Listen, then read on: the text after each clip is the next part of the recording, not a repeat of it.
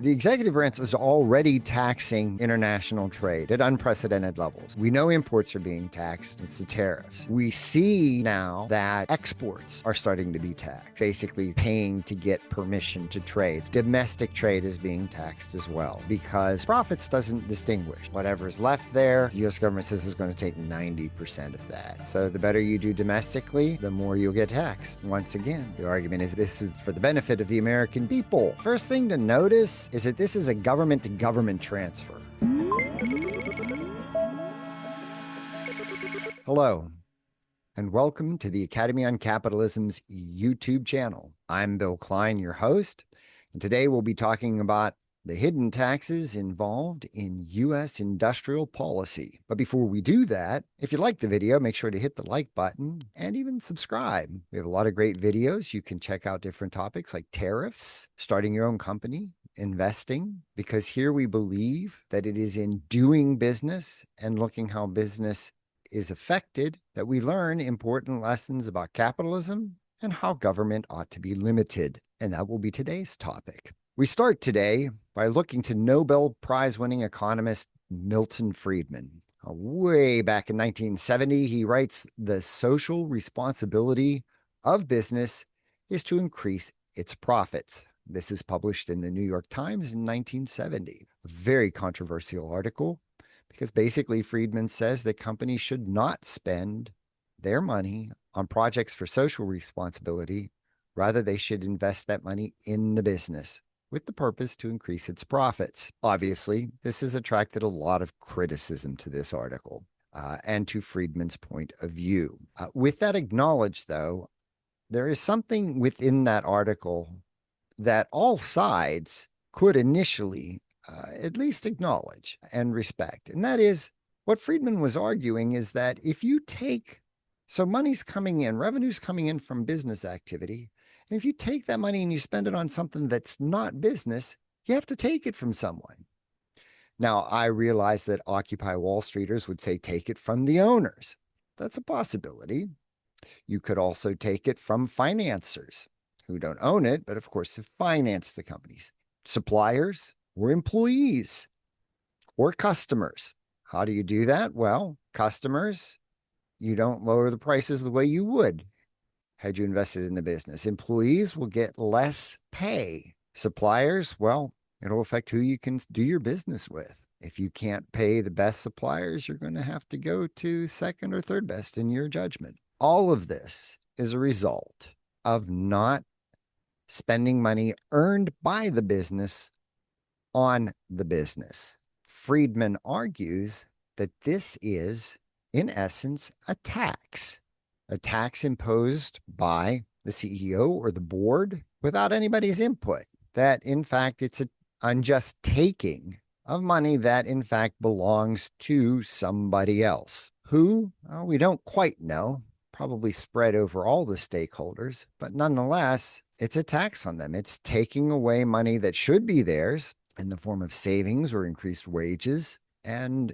it's actually taxation without representation. They don't get a say in it. This is exactly what is happening in current U.S. industrial policy. Many don't realize that's what's happening because many are looking at the one hand that's giving, and they're not looking at the hand that's taking. So let's dive into that. So first to consider, NVIDIA and AMD have agreed to give the United States government 15% of sales to China to the U.S. government. That is, 15% of all sales to China will go to the U.S. government. Now, how did this come about? Well, NVIDIA and AMD needed permission to sell their chips abroad. They had to get permission. So part of the deal to approve these exports, the United States government imposed a 15% tax on those exports. This is rather odd because supposedly tariffs on imports are there to encourage the export industry, right? With less competition, things are supposed to get built here so that then we can export them. So here we have a case where we do have things built here that we can export, and the government's going to tax it. I'm not even sure this is ironic anymore. So the United States government is taxing imports, and now with deals like this, they're quietly taxing exports as well. The justification, if there is one, is that this money now will go to US citizens. This money will go to the people, right? The government is securing that. Now, by the way, that's the promise of every tax, whether it's income tax or sales tax or property tax. So simply by saying that this export tax on NVIDIA and AMD is going to go to the people doesn't make it special whatsoever. That's what the government always says when it taxes. Okay. And here's the thing, and it's the same with almost all other taxes. This isn't for the people. This money goes to the government. The government collects those taxes. What the government decides to spend it on, that'll depend on the administration in power. That will depend on members of Congress. That will depend on the latest pork barrel project that somebody absolutely has to have for their district. So the tax will go to some people, those people favored by whatever party or persuasion is in power, and the rest of us, no, not so much. And that 15% that goes to the US government, guess what? It's not available for reinvestment in the company. It's not available to pay higher wages or pay the same wages and hire more employees. That 15% is gone. And rather odd, if we want the domestic sort of tech industries to flourish, to secure somehow a top seed in the world, well, if you want them to flourish, a 15% tax onto their largest market, that's not sending the right message, I don't think. You don't want them to expand. You just want them to grow more wool so you can fleece them all the more. That's the real reason. Now government gets a bigger cut. And why? Because they control who is allowed to export what. In this case, these chips to China. 15% going to come from somebody, from the employees. Customers are going to pay higher prices. 15% that they can't use to upgrade their facilities, lower consumer prices. It's got to come from somewhere, or it could have gone somewhere. And it's not, in case it's going into the government's pocket and whatever they wish to use it for. Keep your eye on this kind of deal, because NVIDIA and AMD aren't the only players to export to China. And given that the definitions of what constitutes national security or whatever reason of the day is coming about, look to more exporters being subject to this kind of tax, especially if they want to sell to China. Oddly enough, it remains to be seen if exports to Russia would receive the same. Stay tuned. Next, in industrial policy, current administration has touted its 10% stake in Intel. So that is, the US government is telling us now that rather than just giving companies money, we're going to get something for it in return. I love that we're going to get something for it in return. We're going to get equity in the company. All right. So what does that mean? And I have to admit, it's rather hazy, because the exact details of this are really not available. We have Intel's own news release of August 22nd, 2025 to go by, and that's what we're going to go through. But once again, the exact details of this kind of shrouded in the mist, and it doesn't seem that anybody's in a real hurry to educate us on the exact specifics. But here's what we do know. So under terms of the deal, the government agrees to purchase about 433 million primary shares of Intel common stock at a price of $20.47 per share, which is the equivalent of almost 10% stake in the company. Now, the first thing that strikes the eye in this is that if you pay attention reading this, that $20.47 per share was actually undervalued. The market price at the time of this transaction was $24.80 per share. So the government receives something of value below market rates. They got shares cheaper than they would were they voluntarily purchasing it on the market? So, whatever we want to say about this exchange, this is not a normal investment. This is not somebody going into the market and then offering to buy these shares at the going rate. The government, given its power and given its control over what were grants and loans that were extended to Intel already and just not paid out, they use that to get that price. Once again, I don't know. I'm not a financier. I didn't even stay at a Holiday Inn Express last night. But the government using its power in the market or using its leverage to pay less than the market rate, somebody's getting ripped off somewhere and the money's going into the government's pocket. Yeah, because you and I aren't going to get that deal. Now, these are primary shares. They were new shares that were issued by Intel. So nobody out there in the market had to give up their shares.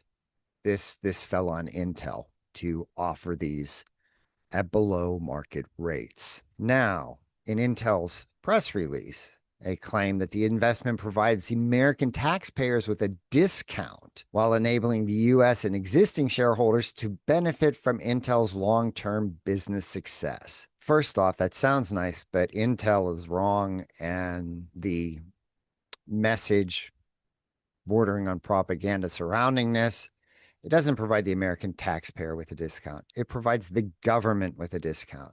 Whether the American taxpayer sees any of that, your guess is as good as mine. Where that money gets spent, yeah, sure, some people might benefit, those who are connected.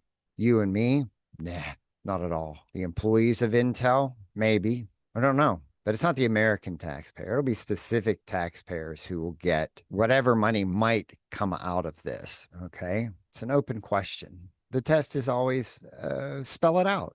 Tell us really, right? Tell us how our Social Security taxes are going into some investment fund that we can then withdraw. Oh, that's right, they're not. Money goes in, stuff happens, and then other people get the money. Please, the promise is worthless. It really is. It remains to be seen, but watch where the money goes. Now, Intel also claims the government's investment in Intel will be a passive ownership with no board representation or other governance or information rights. Seriously? What in the world is Intel going to do if the government threatens to dump its shares on the market? Passive ownership at 10%? Hardly. That's wishful thinking. And it's the government. Remember, like with AMD and NVIDIA, government controls the export licenses. And goodness knows that Intel will probably need to export chips and sell to foreign markets.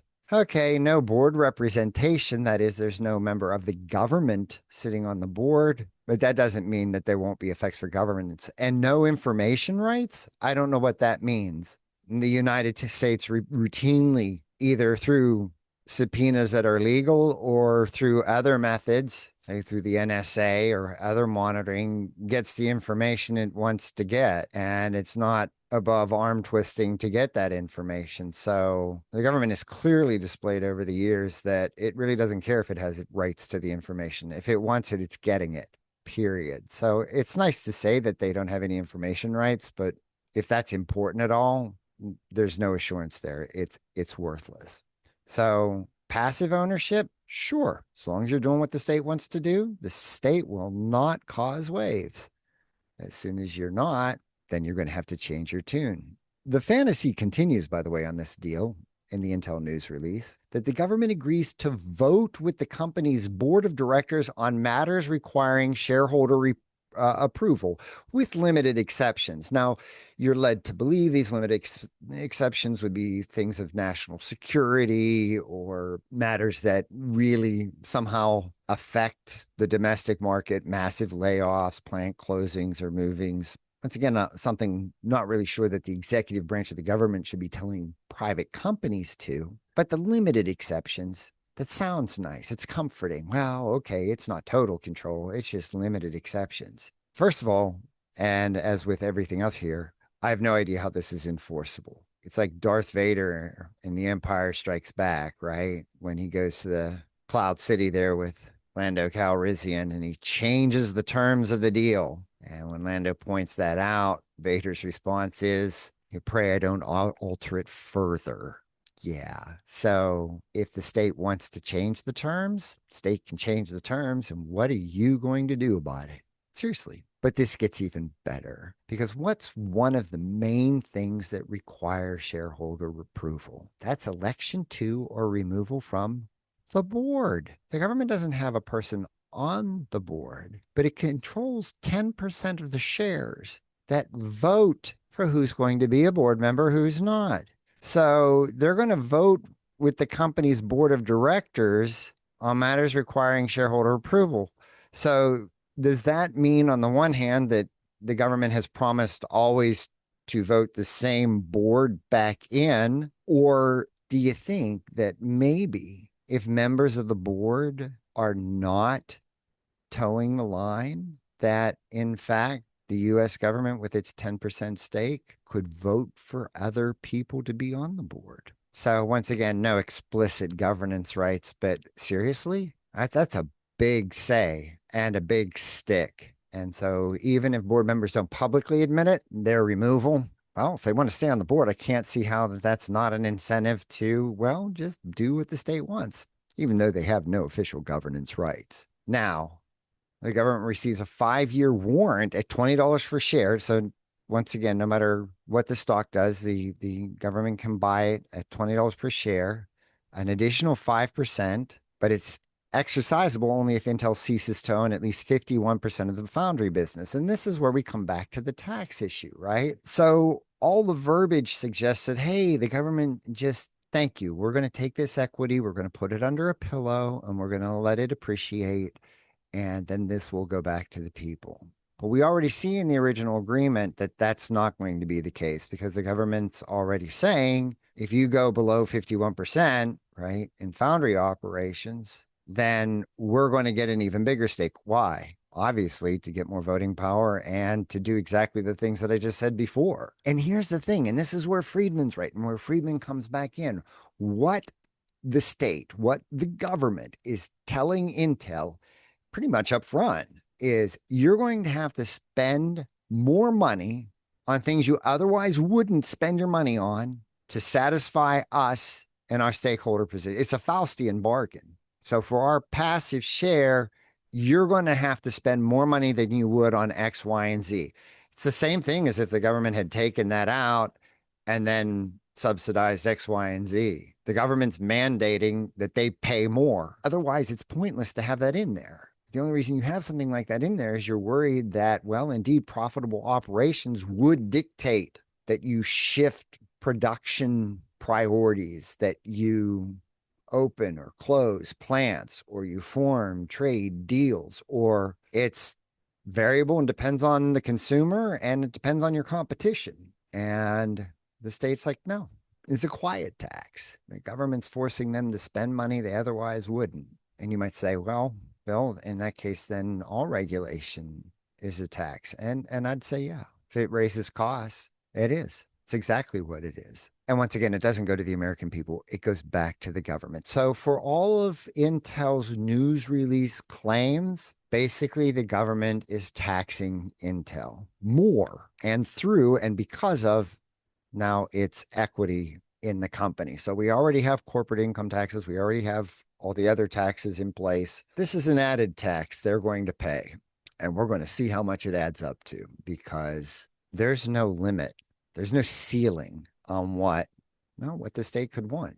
So let's stay tuned and see what that Faustian bargain returns. Now, of course, people are going to say, well, with all this money, we're building things. Okay, we're building things. We're going to put aside that when you build things, they need to sell things. And to sell things, you need to be able to trade. And to be able to trade, you need to be able to tap all the markets you can, which really is problematic in this age of tariffs and tariff retaliation, the trade wars that are going on. But here's something else that's not considered. And this is going to come out. So Japan and the United States apparently just made some big deal. Once again, details hard to come by. We're just going to have fanfare and confetti that Japan is going to invest $550 billion in projects across strategic U.S. industries. I love adjectives when they're undefined. I don't know what a strategic U.S. industry is. This includes energy, semiconductors, manufacturing, and shipbuilding. But here's the thing: the White House reports that Trump, president, would have final say over where the money goes. Okay. So those words really don't have a definition. What it means in the end is it's up to the discretion and possibly sole discretion of the executive office, which I might add is probably a dangerous power to have, but also worth considering of why, even if the person sitting in the executive office had some business experience, they certainly don't have business experience in all these sectors. They're certainly not an expert in every one of these. They certainly don't have all the knowledge necessary to know exactly what's going on, right? Where the rubber hits the road. Okay, but you might say, well, once again, we're building things here that we weren't building before. Sometimes you shouldn't build something. If a highway is going through a desolate area, or a proposed highway is going through a desolate area and nobody's going to use it and it's not going to do anything, then maybe you shouldn't build the highway, even though the money's coming in. Right now, this gets even better because the White House states that in this $550 billion deal, that the United States would keep 90% of the profits on any investments. Now, look, people can say that, oh, well, that's not serious, but that's what, I have nothing to go on but what's said, right? And given how we see Intel's being treated at AMD and NVIDIA, it's still going to be a steep tax on profits. And the disturbing thing, or a few disturbing things about this, is that, look, if this happens, the executive branch is already taxing international trade at unprecedented levels. We know imports are being taxed. It's the tariffs. We see now that exports are starting to be taxed, basically paying to get permission to trade. So now exports are going to be taxed. In this case, whatever that percentage ends up being, domestic trade is being taxed as well, because profits doesn't distinguish. Profits is profits, right? It's revenue above the cost of operations and the cost of capital. Whatever's left there, the U.S. government says is going to take 90% of that. Yeah. So the better you do domestically, the more you'll get taxed, or more that will get taxed away. That's on the result of domestic trade. Anything that results in improved business operations that improve revenue over costs is going to get taxed. That's a domestic issue. Once again, the argument is this is for the benefit of the American people. First thing to notice is that this is a government-to-government transfer. This is the Japanese government to the United States government. Foreign aid was all the rage not too long ago, right? Look at what's happening when we're giving this foreign aid. Government to government foreign aid. Our government giving their government. Look at the waste. Look at and here we are. Oh, our government will spend it better. What? How? Look at the pork projects. Look at the nonsense, right? This is government to government transfers. This isn't benefiting the American people. Once again, benefit the connected, benefit those who are in power, benefit those who have some special pool, but it's certainly not for the benefit of the American people. Furthermore, this is going to be a burden on the American people. And here's where the tax comes in, because all anybody's looking at is the building. Oh, we're going to build. We're going to build this. We're going to build that. We're going to build this. Guess what? Once it's built, there's operating costs. If we're going to insist on keeping now the newly built factory or whatever it is open, that's going to mean subsidies. So the U.S. taxpayer is going to be on the hook for $550 billion of investments in making sure they don't go away. You are going to pay to keep the lights on at these places once they're built. If you don't believe me, history suggests that's exactly what's going to happen. So according to Cato's March 2025 policy analysis, number 990, the federal government spends about $181 billion a year on business subsidies. It looks like that's an average, because under the Biden administration, it was $254 billion, it seems. United States government, Japan government deal kind of swamps that at $550 billion. Okay. Because somebody's getting subsidized to build these things. Somebody's going to get that money. And The U.S. government's going to require what? Equity stakes, 90% of the profits. So the government's going to tax whatever company decides to build under these conditions and with that money. So they're going to tax the company and then going to turn around when that company loses money and tax you to keep it running. All those tax cuts in what was called the Big Beautiful Bill, maybe you're rejoicing over those, but quietly, they're getting reinstituted. They're getting reinstituted through, well, U.S. industrial policy. And that's what's one of the things people don't seem to be looking at. They're looking at the building. Yay, we're building it. When it's done, we'll have this big building and factory and operating costs, profits and revenues to not only keep the thing running, but to reinvest. Nah, just going to ignore that. And when you do, guess what? We're going to have to bail them out. And that will be we, the people, bailing them out. That will be the American citizen bailing out specific companies, specific unions, or specific areas in the country. We're all going to pay for this. And so if taxes worry you, or the power that the state is exercising in these deals worries you, perhaps we need to turn our eyes away from what is obvious and seen, the built building, and focus on the realities of business and understand that the government is really, they're really proposing some bad business deals in the end. And that'll be covered up through subsidies that we will end up paying for. Hidden taxes, very public spending, a recipe for getting reelected, a recipe for economic disaster. So sorry to be so gloomy today on the Academy on Capitalism's YouTube channel. If you liked it, hit like, hit subscribe, give us your thoughts. We'd love to hear from it, hear from you, and we hope to see you again and hope you'll check out our other videos. Thank you very much for tuning in. Talk to you next time. Bye-bye.